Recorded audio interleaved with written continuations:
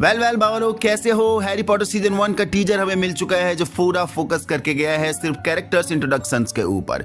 अब क्योंकि हमने मूवी देख रखी है और मूवी के कैरेक्टर्स इतने हाई इन्फ्लुएंस्ड है हमारे सबकॉन्शियस माइंड में कि हम एक बार के लिए इन नए चेहरों को एक्सेप्ट नहीं कर पा रहे हैं। नो सुगर कोटिंग, जो बात सही है वो सही है, जो एक बार के लिए ब्लंडर जैसा तो लग रहा है, बट ट्रस्ट मी ये सिर्फ एक टीजर था। मल्टीपल ट्रेलर्स आना अभी बाकी हैं, इसलिए अर्ली जज करके बैठना उचित नहीं है। टीचर अभी के लिए ठीक ठीक वाइब ही दे रहा है, बट बुक के कंपैरिजन में काफी एक्यूरेट डिटेल भी कैरी करता है। ऑल्सो टीजर में भी बहुत सी हिडन डिटेल्स प्रोवाइड करी गई हैं, इसलिए अभी तबियत से ब्रेक डाउन करने वाले हैं। उससे पहले मेरे सभी Harry Potter lovers like the video, नए लोग चैनल को सब्सक्राइब जरूर करना if you love the Harry Potter content then. And हमें क्रिसमस में यानी इसी दिसंबर में साल के अंत में हैरी पॉटर सीजन 1 मिल जाएगा। सो जब Harry Potter and the philosopher stones के इस नए टीजर की शुरुआत होती है तो सबसे पहले हमें एक फेमिलियर लेकिन थोड़ा अलग फील मिलता है। स्टोरी सीधा हॉगवर्ट्स से नहीं बल्कि डर्सलीज के घर 4 प्राइवेट ड्राइव से स्टार्ट होती है, और इस बार फोकस सिर्फ बैकग्राउंड में नहीं है बल्कि क्लियरली उनकी लाइफ को ज्यादा डिटेल में एक्सप्लोर किया जा रहा है। यहाँ पर बेल पाउली की आंट पिट्यूनिया का कैरेक्टर काफी हाईलाइट होता है। एक सिंपल सा मोमेंट दिखाया गया है जहां वो हैरी के बाल काट रही होती है और उससे बार बार यही समझा रही होती है कि वो कोई स्पेशल नहीं है। You think you're something special? ये सीन सरफेस पर सिंपल लगता है, लेकिन अगर तुम बुक से कंपेयर करो तो ये काफ़ी लेयर्ड है। ओरिजिनल नोवेल में पिट्यूनिया हैरी के बाल को कंट्रोल करने की कोशिश करती रहती है, लेकिन वो मैजिकली वापस बढ़ जाते थे, जैसे हैरी की आइडेंटिटी को दबाने की हर कोशिश को फेल हो रही हो।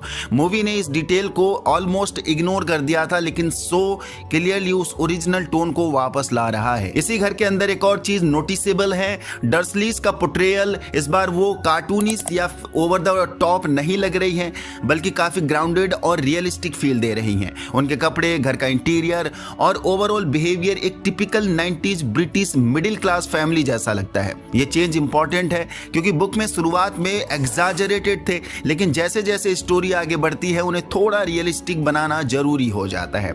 सो शायद शुरू से ही उस बैलेंस को मेंटेन कर रहा है, एंड दैट्स व्हाई मुझे हर हैरी पॉटर सीरीज का वेट है इतनी न्यू डिटेल्स को देखने के लिए एक साथ।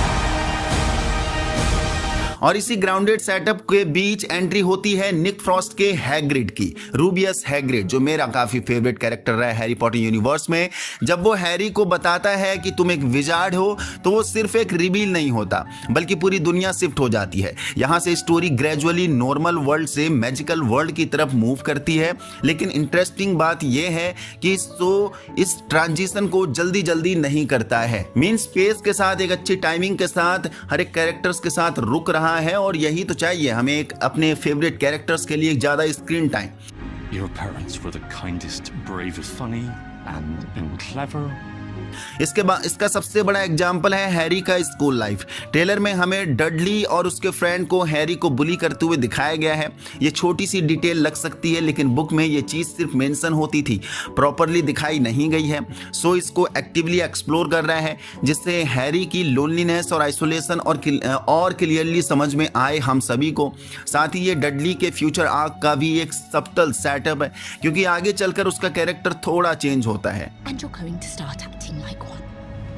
फिर आता है एक आइकॉनिक मोमेंट, हॉगवार्ट्स लेटर का आना। जब ये लेटर्स आते हैं तो उनके डिजाइन और प्रेजेंटेशन काफ़ी डिटेल्ड लगते हैं। एक छोटी सी बात जो नोटिस करने लायक है वो ये है कि लेटर पर कोई पोस्टेज स्टैंप नहीं होता।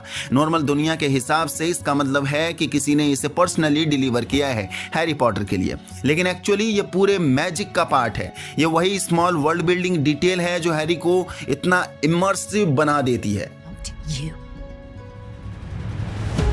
एंड देन इसके बाद हैग्रिड के साथ हैरी का सफर स्टार्ट होता है हॉगवर्ट्स के लिए, और यहाँ सो एक और इंटरेस्टिंग एडिशन करता है, लंदन अंडरग्राउंड के शॉट्स। मूवीज में हम डायरेक्टली डायोगन एली पहुंच जाते थे, लेकिन यहाँ जर्नी को थोड़ा और रियल और ग्राउंडेड फील दिया गया है। इसी सफर के दौरान हैग्रिड हैरी को उसके पेरेंट्स के बारे में और बताता है, अच्छी बातें बताता है। ये इमोशनल कनेक्शन बिल्ड करता है जो बुक में काफ़ी डिटेल्ड था, लेकिन मूवी में थोड़ा कंप्रेस्ड हो गया था, उतना डिटेल में नहीं देखने को मिला था। जैसे ही हैरी विजार्डिंग वर्ल्ड में एंट्री करता है, नेक्स्ट मेजर स्टेप होता है हॉगवर्ट्स की जर्नी। प्लेटफॉर्म 9 3x4 का सीक्वेंस और हॉगवर्ट्स एक्सप्रेस का विजुअल दोनों ही काफी ब्यूटीफुली प्रेजेंट किए गए हैं टीजर में। एक इंपॉर्टेंट डिटेल जो यहाँ मेंटेन की गई है वो ये है कि ट्रेन रात को हॉगवर्ट्स पहुंचती है, बिल्कुल बुक्स की तरह। ये टाइमलाइन कंसिस्टेंसी शो की ऑथेंटिसिटी को स्ट्रांग बनाती है एंड मैं काफी एक्साइटेड हूँ बाबा ये सब देखने के लिए। बुक के एक्यूरेसी के हिसाब से जो जितने भी डिटेल हमें इसमें मिलने वाली हैं, मैं सभी के लिए एक्साइटेड हूँ। बाकी ट्रेन के अंदर ही आगे सीन में हमें सबसे इंपॉर्टेंट मुलाकात दिखाई जाती है हैरी पॉटर, रॉन वीजली और हरमाइनी ग्रेंजर की। ये तीन हमारे golden trio. Are you really Harry Potter?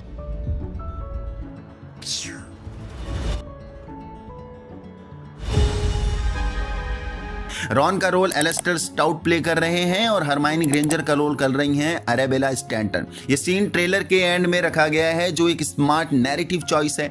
इसमें कोई फोर्स ड्रामा नहीं है बल्कि थोड़ी ऑकवर्डनेस और नेचुरल इंटरेक्शन ही है जो एक्चुअली बुक्स के टोन को ज़्यादा करीब लगता है।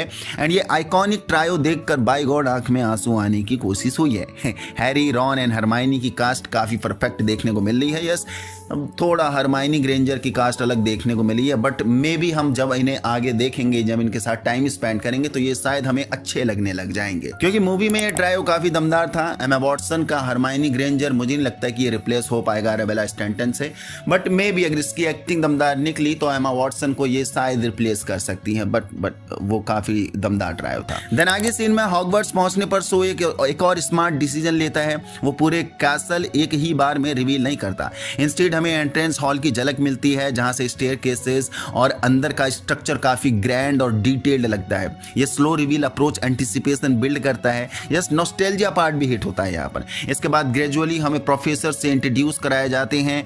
जैनेट मैकटियर की मैकगोनागल एकदम स्ट्रिक्ट और कंपोज्ड लगती है, लेकिन उनके अंदर एक वार्मथ भी फील होती है, बिल्कुल मूवी के मैकगोनागल की तरह। बाकी बुक्स जैसा पोर्ट्रेयल है इसमें, यानी शो की मैकगोनागल में, ये दमदार लगा। ये एक टफ कंपैरिजन है क्योंकि मैगी स्मिथ का वर्जन आइकॉनिक था मूवी में, लेकिन यहाँ एक फ्रेश इंटरप्रिटेशन दिखाई गई है। पापा एसिड्यू का स्नैप थोड़ा अलग अप्रोच लेता हुआ दिखता है।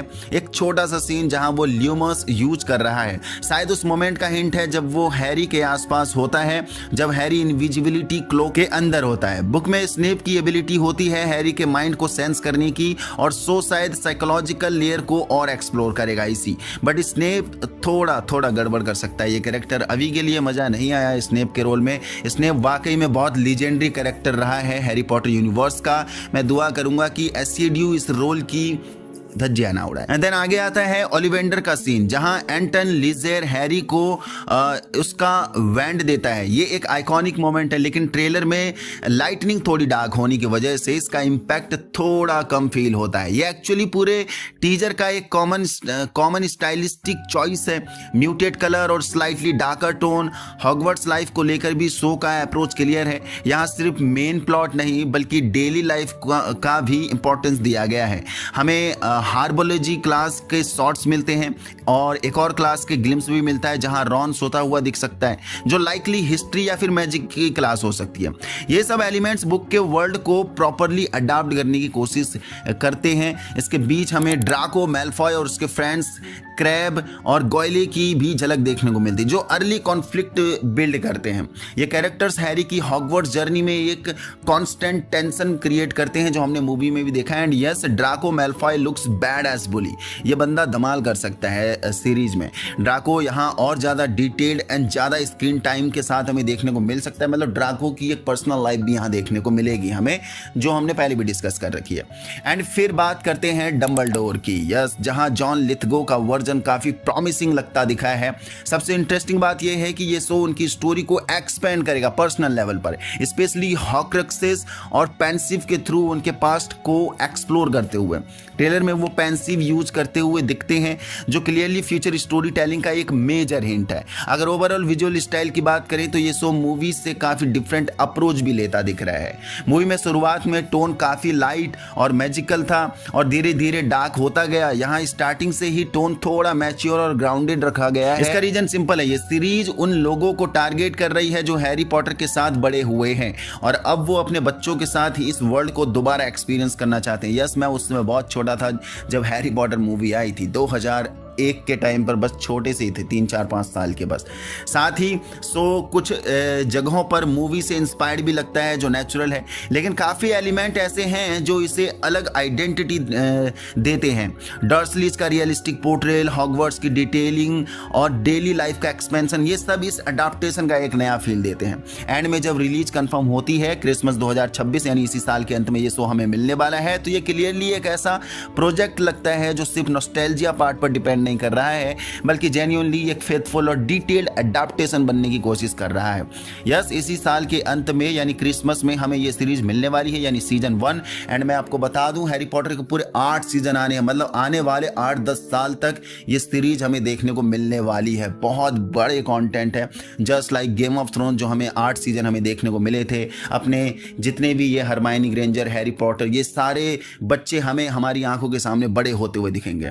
सो क्या क्या देखेंगे हम दिसंबर में इस बार? एवेंजर्स डूम्सडे भी आ रही है दिसंबर में ही, ड्यून पार्ट 3 भी आ रहा है दिसंबर में ही, तो बहुत कुछ है देखने के लिए, बहुत सारा कंटेंट है इस साल के अंत में। एंड ऑनेस्टली अगर ये एग्जीक्यूशन इसी डायरेक्शन में रहा तो ये सीरीज न सिर्फ मूवी के साथ स्टैंड करेगी बल्कि बुक्स के क्लोज अडेप्टेशन के रूप में भी अपनी जगह बना सकती है। तो ये था अभी के लिए टीजर ब्रेकडाउन जो सीजन 1 का हमें मिल चुका है। एंड टीजर दमदार था, बहुत ज़्यादा अच्छा नहीं था, बहुत ज़्यादा एक्सपेक्टेशन थी, but simple introduction, character introduction था, दैट्स वाई ये उतना हिट करके नहीं गया है। सो मिलते हैं आगे, और भी हमें ऐसी चीज़ें मिलती हैं हैरी पॉटर से रिलेटेड तो हम उस पर ही बात करेंगे।